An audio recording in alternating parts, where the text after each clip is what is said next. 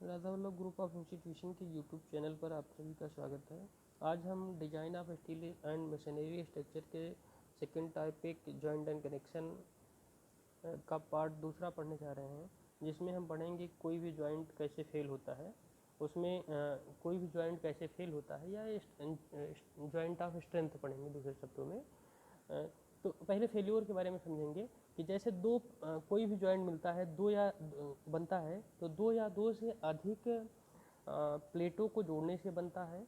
तो वो प्लेटें या तो रिवेट के द्वारा जोड़ी जाती हैं या फिर बोल्ट के द्वारा जोड़ी जाती हैं या फिर वेल्ड के द्वारा जोड़ी जाती हैं। तो दो प्लेटें यदि फेल होती हैं तब भी कहा जाएगा कि जॉइंट फेल हो गया।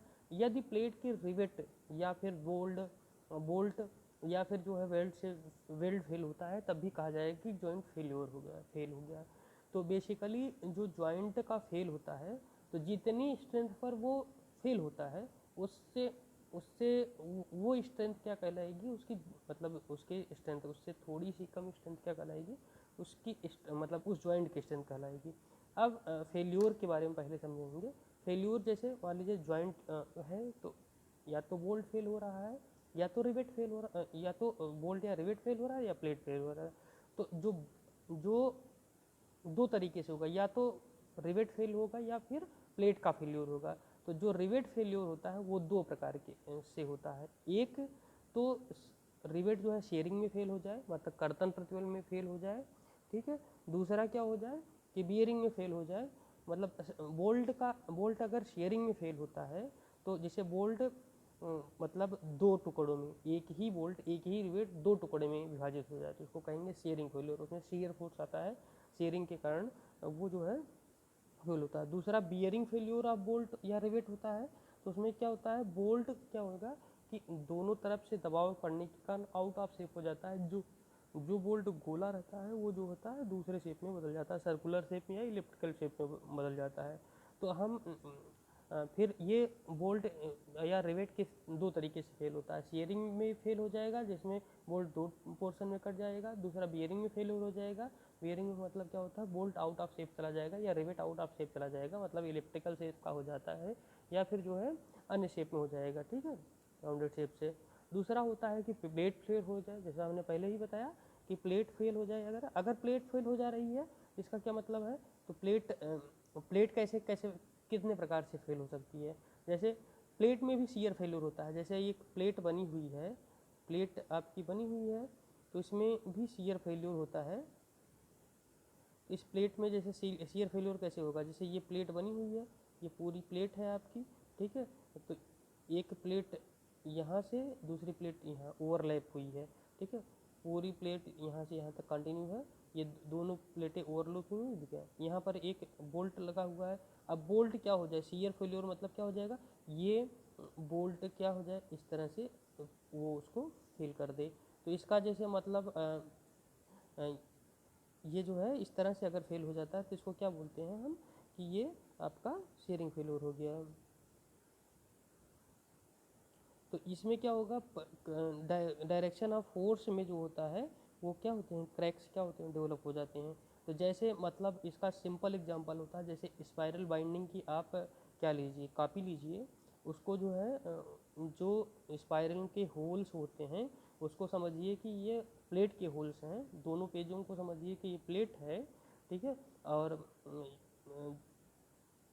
प्लेट है। दूसरा उसमें जो स्पाइरल स्प्रिंग लगी हुई होती है तो उसको समझिए रिवेट है। तो अगर एक तरफ से खींचिए तो सभी क्या होते हैं, इस डायरेक्शन में इस तरह से टूट जाते हैं, इस तरह से ये फट जाता है, इस तरह से पेज जो है फट जाता है। इसको क्या बोलेंगे, इसी तरह से पेज ऐसे फट जाएगा, ठीक है। यहाँ यहाँ अगर है ये पेज क्या हो जाएगा, इस तरह से फट जाएगा, तो इसको बोलेंगे हम क्या, शेयरिंग फेल्योर ऑफ प्लेट होगा, ठीक है। और ये डायरेक्शन ऑफ प्लेट मतलब जिधर फोर्स लग रहा है उसी डायरेक्शन होती है। दूसरा होता है प्लेट में ही स्प्लिटिंग फेल्योर होता है।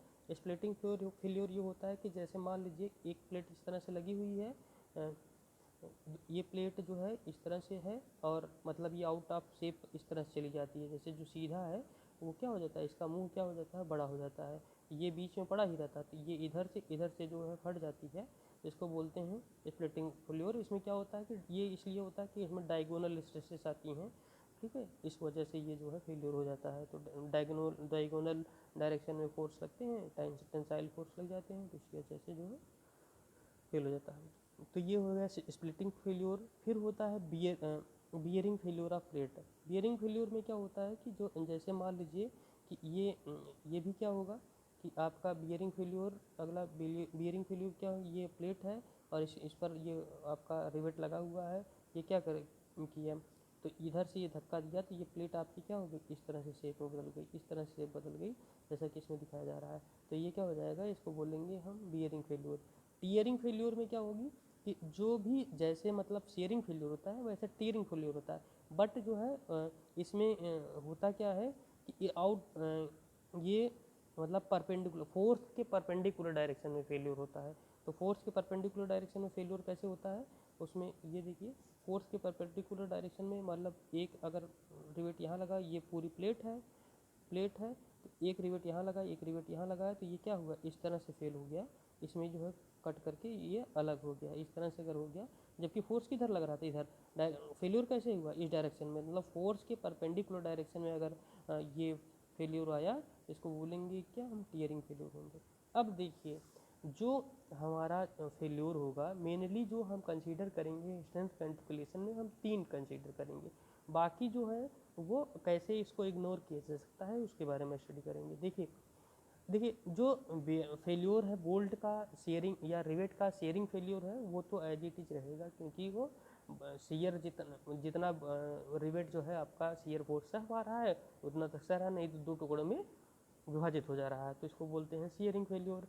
बियरिंग फेल्योर ऑफ बोल्ट भी क्या होता है कि वो भी जितना सह पा रहा है वो सह पा रहा नहीं तो आउट ऑफ शेप हो जा रहा है। जरूरी नहीं कि वर्क करे तभी, मतलब अगर जिस पर्पज, फेल्योर उसको कहेंगे, जरूरी नहीं कि वो 2 टुकड़े में टूट जाए, फेल्योर उसको कहेंगे कि जिस पर्पज के लिए रिवेट आपका यूज किया गया रहा वो पर्पज नहीं पूरा हो जा रहा, वो काम नहीं पूरा कर पा रहा है, तो उसको हम बोलेंगे कि ये फेल है। ठीक है, आउट ऑफ शेप हो गया तो मतलब उसके होल में नहीं जा पा रहा है, या होल मतलब जिस काम के लिए हमने यूज किया वो नहीं हो पा रहा है, तो इसको बोलेंगे हमारा रिवेट फेल हो गया है। ठीक है, तो वो ज़रूरी नहीं कि वो 2 टुकड़ों में ही विभाजित हो, ज़रूरी नहीं उसका फ्रैक्चर ही हो। ठीक है, तो ये दोनों तो आप इग्नोर नहीं कर सकते हैं, क्योंकि शियर फेल्योर और बियरिंग फेल्योर होना ही होना है, वो मतलब मोर देन फोर्स के कारण जनरेट होता है। अब बात आती है प्लेट का फेल्योर। प्लेट में देखिए हम 4 टाइप के फेल्योर पढ़े हैं, पहला शियर फेल्योर, दूसरा स्प्लिटिंग फेल्योर, तीसरा बियरिंग फेल्योर और टीयरिंग फेल्योर। अब देखिए ये 4 में से जो 3 हैं, 3 को हम इग्नोर कर सकते हैं। कैसे इग्नोर कर सकते हैं कि जैसे मान लीजिए shear failure of plate, shear failure है, शियर फेल्योर में हमने बताया आपको कि ये फेल्योर आपका इस तरह से है, स्पाइरल फेल्योर होता है, जैसे स्पाइरल बर्निंग में।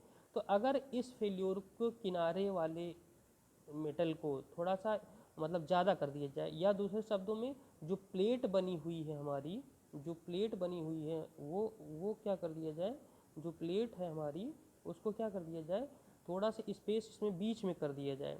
ठीक, बीच में कर दिया जाए, ये रिवेट यहाँ लगाया जाए, यहाँ लगाया जाए, यहाँ, तो ये क्या हो जाएगा, यहाँ पर स्पेस क्या हो जा रहा है, ये ज़्यादा स्पेस मिल जा रहा है। ठीक है, तो ये इधर टूटने में या फेल होने में दिक्कत होगी। तो सिर्फ अगर ये यही चीज़ जो होती है हमारी, हम यही चीज़ हमारी क्या होती, यहाँ पर होती, यही चीज़, यही रिवेट हमारा क्या होता है, यहाँ पर होता, तो हम क्या करते, यहाँ होता तो ये रिवेट आसानी से फेल हो जाता। देखिए तुरंत इधर से इधर कम स्पेस होता है और लोड लगता है, जैसे फेल हो जाता। यही रिवेट हम अगर यहाँ लगाएंगे तो ये फेल्योर इग्नोर किया जा सकता है। ठीक है, इसलिए इस फेल्योर को इग्नोर किया जा सकता है, सिर्फ क्या कर दिया जाए कि हम ये एज की जो एज पर ज़्यादा नज़दीक लगाए हैं रिवेट, उसको बीचों बीच कर दें। ठीक है, अगला क्या होगा, इसमें भी स्प्लिटिंग फेल्योर में क्या किया जाएगा, ये रिवेट जो है अगर इसमें स्पेस ज़्यादा कर दिया जाए तो ये भी फेल्योर होने से बच जाएगा। बियरिंग फेल्योर भी अगर स्पेस ज़्यादा कर दिया जाए तो ये भी बियरिंग फेल्योर भी मतलब बचाया जा सकता है। रबर की भात, बियरिंग फेल्योर जैसे प्लेट रबर की भात जो होती है स्ट्रेच हो जाए। फिर बात आती है टीयरिंग फेल्योर। टीयरिंग फेल्योर में आप जैसे मतलब ये परपेंडिकुलर फेल्योर होता है, इसको नहीं इग्नोर किया जा सकता। तो हम जो फेल्योर में पढ़ेंगे तो हम 2 टाइप का फेल्योर पढ़ेंगे। पहला क्या पढ़ेंगे, 3 टाइप का फेल्योर पढ़ेंगे। पहला शेयरिंग फेल्योर ऑफ रिवेट, दूसरा बियरिंग फेल्योर ऑफ रिवेट, तीसरा टीयरिंग या टेंसाइल फेल्योर ऑफ प्लेट। ठीक है, तो चाहे प्लेट फेल हो, चाहे जो है बोल्ट या रिवेट फेल हो, तो तो उस कनेक्शन को ही या उस ज्वाइंट को ही हम बोलेंगे कि फेल है ये, ठीक है।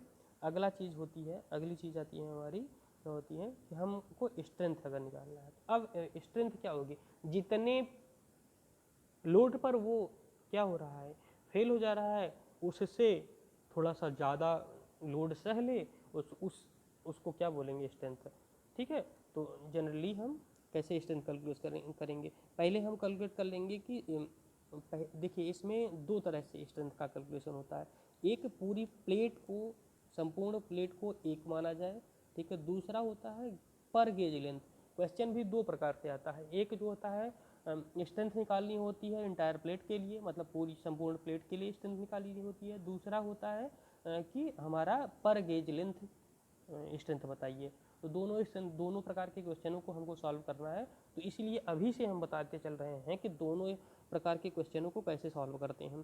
पहले कैसे स्ट्रेंथ निकालेंगे, फिर उनकी स्ट्रेंथ को जब क्वेश्चन में आएगा तो उसको कैसे कोरिलेट करेंगे, ठीक। तो पहले हम जानेंगे इंटायर प्लेट। पहला केस जो पढ़ रहे हैं हम, स्ट्रेंथ ऑफ लैप जॉइंट में पढ़ेंगे। फिर दूसरा केस पढ़ेंगे हम स्ट्रेंथ ऑफ बट जॉइंट। दो ही प्रकार का हमने जॉइंट पढ़ाया हुआ है, एक लैप जॉइंट और बट जॉइंट। फिर उस लैप जॉइंट में भी पहला क्या होगा, पूरी प्लेट को, पहला केस ये पढ़ेंगे कि पूरी प्लेट को एक मान लिया जाए। दूसरा क्या केस पढ़ेंगे हम कि पर गेज लेंथ है। लैप जॉइंट में ही पहला क्या पढ़ेंगे कि स्ट्रेंथ ऑफ इंटायर प्लेट, ठीक है। फिर लैप जॉइंट में ही स्ट्रेंथ ऑफ पर गेज लेंथ। अब गेज क्या होती है, लेंथ क्या होती है बताया भी है, आगे बता भी रहे हैं हम, ठीक है।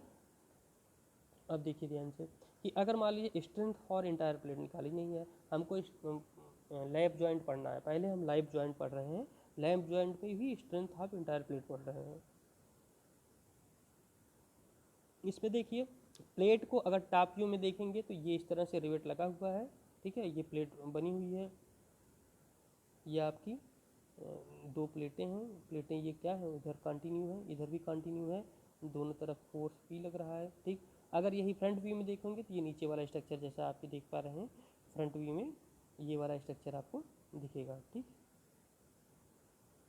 ये अब देखिए ध्यान से कि इसमें क्या होगा कि जो स्ट्रेंथ निकालनी जाती है शेयरिंग स्ट्रेंथ में क्या होगा कि अब देखिए शेयरिंग स्ट्रेंथ कैलकुलेशन का होता है कि shear strength of all bolt या ऑल रिवेट। इंटायर प्लेट के लिए कैलकुलेट कर रहे हैं तो पूरे प्लेट के लिए। अब ये वैल्यू क्या होगी, शेयर स्ट्रेंथ गुणे में एरिया, ठीक है। जो फोर्स होगा शेयर स्ट्रेंथ अपन area, shear stress into area. Area क्या होगा π/4d², क्योंकि इसका रिवेट का हम निकाल रहे हैं, तो π/4d² हो जाएगा। डी क्या होगा, उसको नॉमिनल लाया होगा। एफ क्या होगा, शेयरिंग स्ट्रेंथ होगी। अब ध्यान से देखिए यहाँ इस केस में लैप जॉइंट के केस में सिंगल शेयर आ रहा है, सिंगल शेयर आ रहा है, तो मतलब इसकी वैल्यू क्या मानेंगे, केवल ए के वैल्यू रखेंगे। 1 ये डिनोट कर रहा है इस फार्मूले में, 1 हमको ये डिनोट कर रहा है 1, ये जो 1 लिखा हुआ है ये 1 ये डिनोट कर रहा है कि सिंगल शेयर है। और एन जो लिख रहा है उसमें बोल्टों की संख्या अलग। अब देखिए इंटायर प्लेट, इस प्लेट में, पूरी प्लेट में कितने बोल्ट आ रहे हैं, क्योंकि इंटायर प्लेट के लिए कैलकुलेशन कर रहे हैं, तो एन क्या होता है, entire bolt number of bolt होता है। तो ये यहाँ पर क्या होगा, 9 बोल्ट हम कंसीडर करेंगे। एन की वैल्यू क्या कंसीडर करेंगे, एन का 9 कंसीडर करेंगे, क्योंकि ये दिख रहा है। जबकि टॉप व्यू में ही ये दिखेगा, इसमें टोटल जो जॉइंट बना हुआ है वो दिखेगा, ठीक है। अब ध्यान से देखिए, तो अभी इसमें ये अभी देखिए 9 बोल्ट दिख रहे हैं, तो 9 बोल्ट हैं, दोनों प्लेटों को मिला करके 9 बोल्ट आ रहे हैं, तो इसलिए हम इंटायर प्लेट के लिए बोल दिए कि एन की वैल्यू क्या हो जाएगी, एन की वैल्यू हमारी इस केस में 9 हो गई। ये अभी हम बताएंगे आपको ये 9 कैसे चेंज भी होता है पर गेज लेंथ वाले में, ठीक है। तो अभी देखिए ये हो गया आपका शेयरिंग स्ट्रेंथ। शेयरिंग स्ट्रेंथ में अगर LSM लगा रहे हैं, डी क्या होगा, नॉमिनल डाया आप वो उसकी रिवेट की होगी, या बोल्ट है बोल्ट है, या फेस क्या होगा, permissive shear strength. Permissive shear strength LSM के केस में पहले ही दिन बताया था मैंने आपको कि अल्टीमेट स्ट्रेंथ बटे में √3 इंटू 1.25 होता है अगर ये LSM है। अगर वही क्या होगा, ये मतलब WSM का केस होगा, वर्किंग स्ट्रेस मेथड होगा, तो वर्किंग स्ट्रेस मेथड में सिग्मा एस की वैल्यू होती है, सिग्मा एस हम जो वैल्यू दी रहेगी उसके अनुसार आप कंसीडर कर लेंगे। जैसे सिग्मा एस की वैल्यू उसमें होती थी 0.45, ठीक है। तो इस तरह से, ठीक है। और दूसरा क्या होता है, जब जब हम देखिए एफ एस जो कंसीडर करते हैं, एफ एस जो हम लेते हैं, तो एफ शीयरिंग स्ट्रेस जो लेते हैं, शीयरिंग स्ट्रेस देखिए दो प्रकार से होती है। एक शीयर स्ट्रेस जब होती है, हम एक बार कैलकुलेट कर रहे हैं एफ यू बटे में √3 1 इंटू 1.25 हम लिख रहे हैं, ठीक। इसका क्या मतलब है, अगर ये क्या अल्टीमेट स्ट्रेंथ होती है, अल्टीमेट स्ट्रेंथ होती है, ठीक है। तो अब ये इस जगह पे हम अंडर रूट और ये √3 क्या होता है, √3 ये मतलब फैक्टर है, ठीक। दूसरा क्या होता है आपका ये 1.25 क्या है, फैक्टर ऑफ सेफ्टी है, फैक्टर ऑफ सेफ्टी है, पार्शियल सेफ्टी फैक्टर 1.25। जब जब हम अल्टीमेट की वैल्यू लिखेंगे, जब जब हम अल्टीमेट वैल्यू लिखेंगे, तब हम क्या लिखेंगे, पार्शियल सेफ्टर फैक्ट्री 1.25 लेंगे। और जब जब हम यील्ड स्ट्रेंथ एफ यू की जगह एफ एस की वैल्यू हम क्या कर सकते हैं, एफ एस की वैल्यू हम ऐसे भी लिख सकते हैं, एफ एस की वैल्यू हम लिख सकते हैं एफ वाई बटे में, तब यहाँ क्या हो जाएगा 1.11 इंटू √3 ये हो जाएगा, पार्शियल सेफ्टी फैक्टर हमारा क्या हो जाएगा तब, ये वैल्यू हो जाएगी। अभी देखिए इसमें क्या होगा, तो इस केस में √3 और एफ यू लिखा है तो 1.25 लिख रहा है, ठीक है। और अगर यही W S M working stress method होता तो एन इंटू पाई/4 इंटू सिग्मा एस की वैल्यू जैसे होती 0.454, तो हम कंसिडर करेंगे, दिया रहेगा वैल्यू, ठीक। अब दूसरी केस आती है, किसी बोल्ट की हमको बियरिंग स्ट्रेंथ निकालनी है, तो वो बियरिंग संपूर्ण प्लेट के केस में ही है अभी, ठीक है। तो स्ट्रेंथ संपूर्ण प्लेट की निकाल रहे हैं, अभी पर गेज दूसरा केस होगा, ठीक है। तो अब इसी में ही पहला जो है शेयरिंग स्ट्रेंथ निकाला, दूसरा हर केस में हमको एक बार शेयरिंग स्ट्रेंथ ऑफ बोल्ट या रिवेट निकालना होगा, फिर बियरिंग स्ट्रेंथ ऑफ बोल्ट या रिवेट निकालना होगा, फिर टियरिंग या टेंसाइल स्ट्रेंथ ऑफ प्लेट, तीनों प्लेट यही चीज़ें तीनों कंसीडर की जाती हैं सिर्फ। बाकी अदर जो फेलियर थे उसको तो इग्नोर कर दिया गया था। तो इंटायर प्लेट जो पहला केस हमने बनाया, तो स्ट्रेंथ ऑफ इंटायर प्लेट उसमें शियर स्ट्रेंथ पहले निकाली है, अब हम निकालने जा रहे हैं उसकी रिवेट की ही बियरिंग स्ट्रेंथ। रिवेट की ही बियरिंग स्ट्रेंथ क्या होगी, बियरिंग स्ट्रेंथ बराबर क्या हो जाएगी, अब इसमें देखिए इसमें भी होगा bearing stress into projected area. Projected area क्या होता है कि जैसे मान लीजिए जो एरिया जैसे जितने एरिया को प्रिवेंट कर रहा है रिवेट, तो जैसे मान लीजिए ये आपकी जो भी मोटाई है, जितनी मोटाई होती है और जितनी उसकी डाया होती है, उसी के आधार पर वो प्रिवेंट कर रहा है। तो मोटाई और डाया को गुणा कर देते हैं तो वो हो जाता है आपका प्रोजेक्टेड एरिया। तो ये हो जाएगा। यन क्या दिखाता है, इसमें देखिए शेयर का केस ही नहीं है, इसमें तो बियरिंग है। तो यन क्या है, number of bolt, number of bolt इसमें भी इंटायर क्लेस के लिए है, तो ये 9 ही होगा, तो 9 हो जाएगा, ठीक। अब एफ वी की वैल्यू जो होती है ये क्या बोलते हैं, bearing strength permissible bearing stress अगर ले रहे हैं हम, तो उसमें क्या होता है कि 0.75 डब्ल्यू वर्किंग स्ट्रेस मेथड के केस में होता है, लेकिन उसको एफ आई, ठीक है 0.75 एफ आई, लेकिन यहाँ पर क्या होगा, अगर लिमिट स्टेट मेथड आप लगा रहे हैं तो 2.5 के बी गुड़े एफ यू बटे 1.25, एफ यू देखिए आ रहा है तो 1.25 आ रहा है। के बी क्या वैल्यू होती है, के बी एक प्रकार का फैक्टर होता है जिसको आगे हम बता रहे हैं आपको। यहाँ पर हमको सिर्फ के बी की वैल्यू 1 एज्यूम करना होगा। तो बेसिकली के बी जो होता है मिनिमम वैल्यू होती है, एक होता है एज डिस्टेंस अपॉन 3d0 होता है, उससे कम होना चाहिए। दूसरी केस में होता है कि पिच बट्टे में 3d0 माइनस 0.5। तीसरे केस में होता है एफ यू बी बोल्ट का या रिवेट का बट्टे में एफ यू। तीसरा क्या होता है 1, चौथा क्या होता है 1। इन चारों वैल्यू में से जो सबसे कम वैल्यू होती है तो वो लिया जाता है। तो इसमें माना गया है, एज्यूम कर लिया जाता है कि 1 ही है, ठीक है, नॉर्मली 1 एज्यूम कर लिया जाता है, ठीक। अब बात आती है कि इसी में इंटायर केस में तीसरा केस क्या हो रहा है कि टियरिंग स्ट्रेंथ ऑफ प्लेट, पूरे प्लेट की टियरिंग स्ट्रेंथ। अब देखिए जब टियरिंग स्ट्रेंथ की बात आती है उसमें 2 क्राइटेरिया बनाया जाता है। टियरिंग स्ट्रेंथ ऑफ प्लेट या टेंसाइल स्ट्रेंथ ऑफ प्लेट जो होता है उसमें 2 क्राइटेरिया, एक ग्रास एरिया का क्राइटेरिया अपनाया जाता है, दूसरा नेट एरिया क्राइटेरिया अपनाया जाता है। तो ग्रास एरिया कैसे होता है, तो टियरिंग स्ट्रेंथ निकालने के लिए ये देखिए फिगर बना हुआ है, टियरिंग स्ट्रेंथ निकालने के लिए ये प्लेट बनी हुई है, ठीक है। प्लेट कंसीडर कीजिए फोर्स है। तो टियरिंग स्ट्रेंथ क्या होता है, ए जी मतलब ग्रास एरिया गुणे में एफ वाई बटे में 1.11, एफ वाई बटे में 1.11, यील्ड स्ट्रेंथ अपन 1.11, ठीक है, ये हो गया। और दूसरा अगर नेट एरिया है तो ए नेट गुड़े में point, net area grass area कैसे कंसिडर करते हैं बता रहे हैं आपको, तो ए नेट गुड़े 0.9 एफ यू बटे 1.25, 0.9 सिर्फ हेडेक को कम करने के लिए, मतलब जैसे जो एफ यू फेल हो रहा था उससे थोड़ा सा हम कम ही यूज कर रहे हैं, ताकि हमारा अगर एफ यू पे जब जो फेल हो रहा है उसे हम कम अगर स्ट्रेंथ निकालेंगे तो वो हमारे लिए सेफ्टी ही होगा, हमारा हेडेक दूर रहेगा, ठीक है, स्ट्रेंथ हमारी वो रहेगी, सुरक्षित रहेगी। तो बस इसके लिए, नहीं तो एफ यू भी यूज़ कर सकते हैं, ठीक।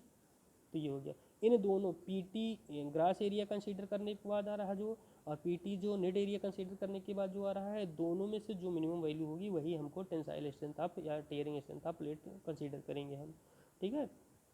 अब ये हो गई कि ग्रास एरिया कैसे कैलकुलेट करते हैं। ग्रास एरिया मतलब संपूर्ण क्षेत्रफल, संपूर्ण क्षेत्रफल क्या हो गया, ये बी इसकी थिकनेस हो गई, बी क्या होगी, जैसे ये है इसकी बी क्या हो जाएगी, यहाँ से यहाँ तक की क्या हो गई, थिकनेस हो गई, बी हो गई इसकी विड्थ हो गई, ठीक है। और ये चौड़ाई, इसकी मोटाई जो होगी वो थिकनेस क्या होगी उसकी मोटाई हो जाएगी, तो बी गुणे टी क्या हो जाएगा, इसका संपूर्ण प्लेट का क्षेत्रफल हो जाएगा। अगर यही नेट एरिया कंसीडर करना होता तो देखिए बी में से कितना घट जाता, यहाँ देखिए नेट एरिया कंसीडर किया जाए, जैसे मान लीजिए ये सेक्शन आ रहा है, ठीक है, ये सेक्शन में 3 बोल्ट लगे हुए हैं, नेट एरिया में देखिए इसको 3 बोल्ट लगे हुए हैं, 3 बोल्ट में से अब बी में से 3 बोल्ट घटा दीजिए, 3 बोल्ट की डाया घटा दीजिए, गुणे टी कर दीजिए, वो क्या हो जाएगा, नेट एरिया कहाँ गया, ये देखिए आप नेट एरिया आपका सेक्शन क्या हो जाएगा, B minus 3D into T, उसमें क्या था बी इंटू टी, तो नेट एरिया। अब इसमें दोनों में से जो मिनिमम वैल्यू आएगी वही हम टीयरिंग स्ट्रेंथ कंसीडर करेंगे।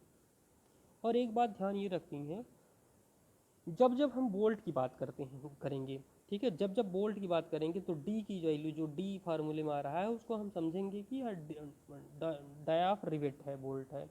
और जब जब हम प्लेट की बात करेंगे तो जो ये डी की वैल्यू है उसको हम समझेंगे कि डायाफ प्लेट होल है, जो होल हुआ है, जो जनरली मैंने बताया था कि होल जो है थोड़ा सा ज़्यादा होता है, तो वो इस तरह से काम करते हैं। अब पहला केस ये हमने पढ़ा कि लेफ्ट जॉइंट में ही पहला केस हमने लेफ्ट जॉइंट में पहला केस पढ़ा कि जब इंटायर प्लेट की हमको स्ट्रेंथ निकालनी हो तो पूरे जॉइंट किसी एक जॉइंट में इंटायर प्लेट को कंसीडर करते हुए जॉइंट की स्ट्रेंथ निकालनी हो तो हमने 3 चीज़ें पढ़ी। पहला शियरिंग स्ट्रेंथ ऑफ रिवेट पढ़ा, दूसरा रिवेट या बोल्ट पढ़ा, दूसरा बियरिंग स्ट्रेंथ ऑफ रिवेट या बोल्ट पढ़ा, तीसरा पढ़ा हमने टीयरिंग स्ट्रेंथ या टेंसाइल स्ट्रेंथ ऑफ प्लेट, ठीक है। ये तो हमने इंटायर प्लेट को कंसीडर कर लिया। अब अगर हम क्या कर रहे हैं कि स्ट्रेंथ को पर गेज लेंथ निकाल रहे हैं, मतलब एक गेज लेंथ में क्या स्ट्रेंथ होगी, कभी कभी क्वेश्चन पूछता है कि जॉइंट की स्ट्रेंथ पर गेज लेंथ बताइए, ठीक है, या फिर जॉइंट की स्ट्रेंथ कंसीडर करते मतलब केवल इंटायर प्लेट को कंसीडर करते हुए बताइए। तो आपको जैसा क्वेश्चन पूछेगा आंसर आपको उसको आंसर देना है। तो ये चीज़ है, देखिए अब मान लीजिए स्ट्रेंथ ऑफ गेज पर गेज लेंथ, तो पहले इसमें भी शियरिंग स्ट्रेंथ निकलेगी, बियरिंग स्ट्रेंथ निकलेगी, टीयरिंग स्ट्रेंथ ऑफ प्लेट निकलेगी, ठीक है। तो पर गेज लेंथ में देखिए लैप जॉइंट ही अभी है, ठीक है। तो शियरिंग स्ट्रेंथ क्या होगी, शियरिंग स्ट्रेंथ में क्या हो जाएगा, इसमें सिर्फ एक गेज लेंगे, पहले गेज देख लीजिए आप, ठीक है। जैसे मान लीजिए ये प्लेट है, एक प्लेट ये है आपकी, दूसरी प्लेट आपकी क्या है ये, इस पर दोनों पर फोर्स ये लग रहा है, ठीक। अब देखिए इसका ये तो हमारा फ्रंट व्यू है, ठीक। अगर इसी का टॉप व्यू देखेंगे, टॉप व्यू देखेंगे तो हमारा ये निकल के आ रहा है, ठीक। टॉप व्यू में हमारा ये समझ में आ रहा है। अब टॉप व्यू में देखिए गेज लेंथ क्या होती है, एक गेज मतलब गेज क्या होता है कि दो कॉन्जिगेटिव रिवेट के बीच की फोर्स के परपेंडिकुलर दो कॉन्जिगेटिव रिवेट के बीच की दूरी को गेज करते हैं। देखिए फोर्स के परपेंडिकुलर क्या होगा, इसमें फोर्स के परपेंडिकुलर देखिए ये फोर्स इधर इधर की डायरेक्शन में लग रहा है, परपेंडिकुलर क्या होगा इधर डायरेक्शन में। तो अब देखिए एक गेज ये एक आपका ये हो गया, एक रिवेट आपका ये हो गया, एक रिवेट ये हो गया, दूसरा रिवेट क्या हो गया हमारा ये हो गया। दोनों रिवेटों के बीच की दूरी क्या कहा जाए, गेज। अब इस मतलब इसके सेंटर से सेंटर, इसके सेंटर से इसके सेंटर, मतलब इसका आधा रिवेट, देखिए इसका आधा रिवेट, इसका आधा रिवेट, मतलब आधा आधा पूरा रिवेट लिया जा रहा है, ठीक है। ये पूरा रिवेट मतलब दूसरे शब्दों में कह सकते हैं कि हमारा यहाँ से इसके बीच और इसके बीच की दूरी क्या कही जाएगी, ठीक है। तो एक डाया इसमें आ रहा है, ठीक। अब इसी तरह से इसका पूरा बीचों बीच यहाँ से मिला दिया, तो ये पूरा क्या कही जाएगी, पूरे जॉइंट की गेज लेंथ। ये गेज क्या है, ये गेज लेंथ, एक गेज लेंथ में कितना आ रहे हैं, ठीक। अब देखिए shear strength of all bolt rivet set area, ठीक है। अच्छा, पहला इसको S1 से, इसमें जब केवल 1 दिखा देंगे क्योंकि पर गेज लेंथ है तो इसको केवल 1 सफिक्स से इंडिकेट कर देंगे। शियरिंग स्ट्रेंथ भी, बियरिंग स्ट्रेंथ भी, टियरिंग स्ट्रेंथ भी। अब इसमें देखिए जो शियर स्ट्रेंथ होगा तो हमारा देखिए शियर स्ट्रेंथ क्या होता था, पाई/4 D square into F S होता है। N1 क्या होता है, नंबर ऑफ बोल्ट होता था। सिंगल शियर है क्योंकि सिंगल ही शियर होगा तो इसलिए 1 का गुणा होगा सिर्फ, ठीक। 1 लिखा नहीं गया, ठीक है। सिंगल शियर है, डबल शियर होता है तो यहाँ 2 का गुणा हो जाता है।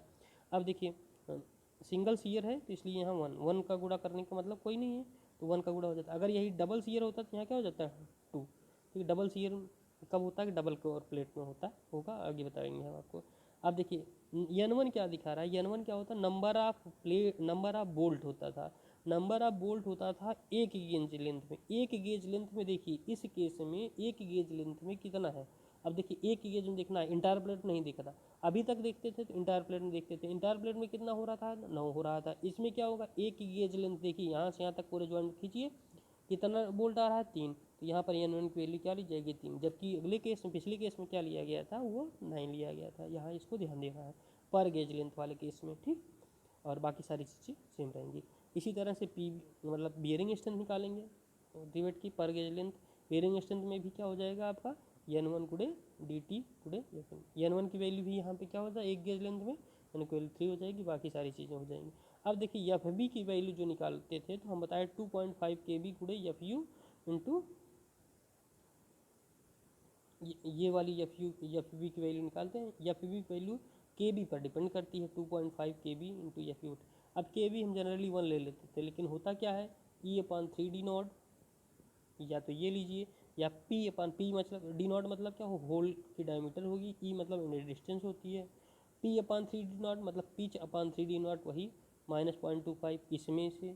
फिर FUB बोल्ट की बियरिंग अल्टीमेट बियरिंग स्ट्रेंथ, ठीक। उसके बाद उसका डिवाइड कर दीजिए ultimate bearing strength of plate से, ठीक है, या फिर 1, ठीक है। जो भी वैल्यू इसमें से मिनिमम आएगी वही हम इसमें KB की वैल्यू में कंसीडर करेंगे।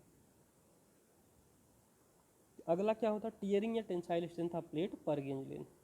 तो उसमें भी PT1 AG की value FY/1.1, grass area G गुणे T। अब गेज, एक गेज मतलब अब इसमें देखिए उसमें क्या लेते थे, B लेते थे ना, टोटल B स्ट्रेंथ लेते थे, लेकिन पर गेज लेंथ में क्या होगा, G गुणे T होगा, ठीक है। इसमें जैसे पर गेज लेंथ में क्या करते थे, इसमें आप हम करते क्या थे, पर गेज लेंथ में हमें ये करना होता था,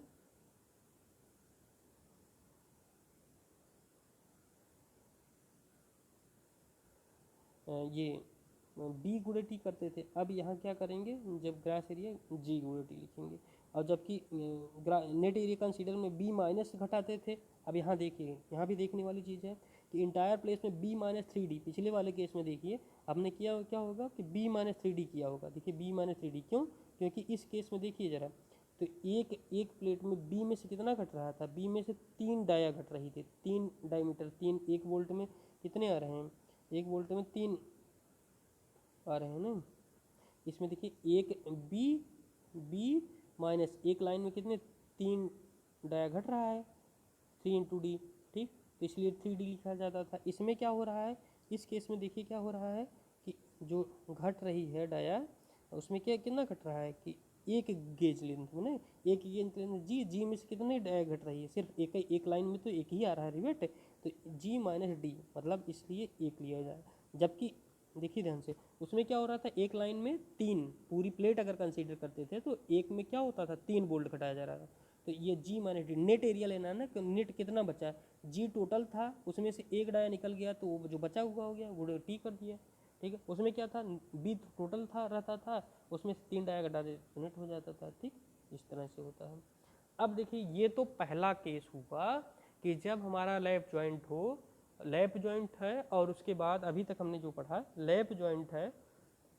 लैप जॉइंट में क्या है हमारा कि जब लेफ्ट जॉइंट में पहला केस है जब इंटायर प्लेट कंसीडर कर रहे थे हम, दूसरा जब स्ट्रेंथ हमने तब निकाली जब हमने पर गेज लेंथ कंसीडर किया। अब देखिए दूसरा केस होता है हमारा बट जॉइंट। दूसरा केस होता है क्या, बट जॉइंट। बट जॉइंट में क्या होगा, अब देखिए बट जॉइंट में हमने दो चीज़ें पढ़ी थी, एक सिंगल कवर बट जॉइंट, दूसरा double cover butt joint. Single cover और डबल कवर बट जॉइंट में देखिए डिफरेंस सिर्फ शियर स्ट्रेंथ निकालने में आएगा कि जब शियर स्ट्रेंथ निकालने कैलकुलेशन करेंगे तो सिंगल कवर में क्या होते थे, सिंगल शियर होगा, डबल कवर में डबल शियर होगा, बाकी सारी चीज़ें सेम रहेंगी। तो अगर सिंगल शियर है तो जैसे मतलब लेफ्ट जॉइंट था वैसे ही होगा।